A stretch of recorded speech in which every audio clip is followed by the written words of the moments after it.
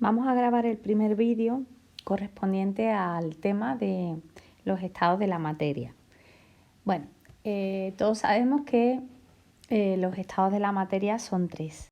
Es decir, que en nuestro planeta la materia se puede presentar de tres formas o de estado o tres estados físicos, ¿vale? Que es el sólido, el líquido y el gas. En el aula virtual tenéis vídeos en los que se explican los distintos estados de la materia.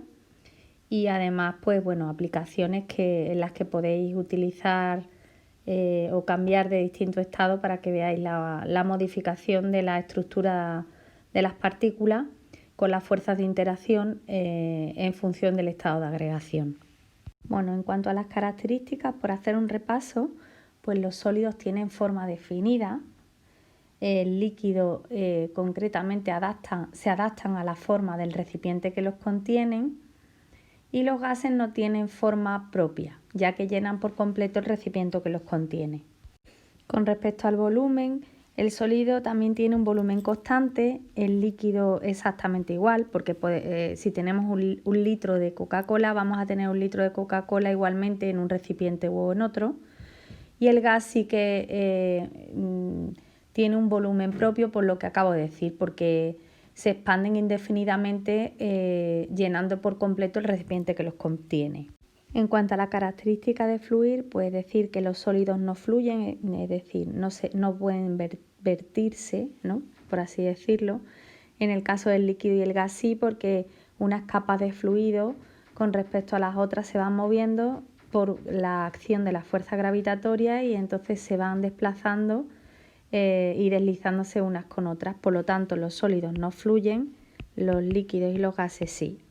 Bien, como en la naturaleza es muy importante estudiar los sistemas gaseosos, lo primero que nos vamos a centrar es en ello, es decir, en el comportamiento de los gases. Bien, para describir el comportamiento de un gas se van a utilizar cuatro magnitudes físicas. Por un lado, la cantidad de gas, que puede ser la masa, el volumen que ocupa, la presión que ejerce y la temperatura a la que se encuentra. Bien, en estos casos, para describir el comportamiento es difícil medir directamente la cantidad de gas que tenemos en un recipiente y por comodidad vamos a mantener constante esa cantidad durante todo el tiempo, ¿vale? La cantidad se va a determinar indirectamente midiendo el volumen, la temperatura y la presión, con lo cual a partir de ahora la cantidad de gas se va a mantener constante. Vamos a empezar primero con la temperatura.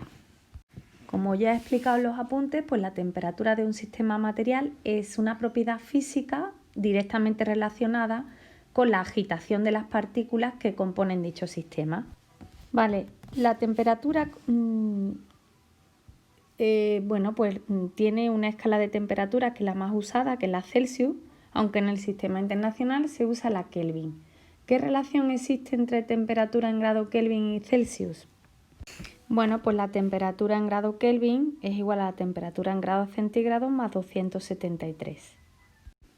Donde la temperatura en grado Kelvin es entre paréntesis K es la temperatura en la escala Kelvin y T entre paréntesis grados centígrados la temperatura en la escala Celsius, ¿vale? El cero absoluto de temperatura se corresponde a menos 273 grados centígrados, es decir, a 0 grados Kelvin. ¿Y por qué se denomina así? Pues porque a esa temperatura las partículas que constituyen la materia tienen velocidad cero. Entonces, las temperaturas que están medidas a partir del cero absoluto se denominan temperaturas absolutas. Bien, una vez vista la temperatura a la que se encuentra un gas, tenemos que hablar de la presión. ¿Y qué es? Pues una propiedad que sirve para determinar el efecto de una fuerza o interacción sobre la superficie en un sistema material, ¿vale? Entonces, en definitiva, la presión de un gas es la fuerza que ejercen sus partículas al colisionar sobre la unidad de superficie.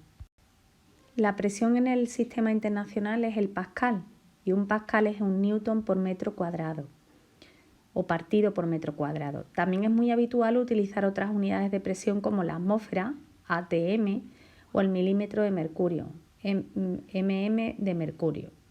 Vamos a ver cuáles son sus equivalencias.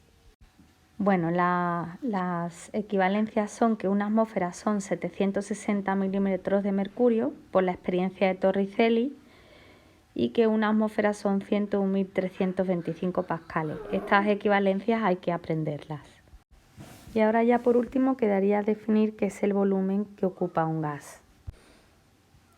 Que, bueno, como ya hemos dicho anteriormente, es el espacio, ¿verdad?, que ocupa un gas en un determinado recipiente.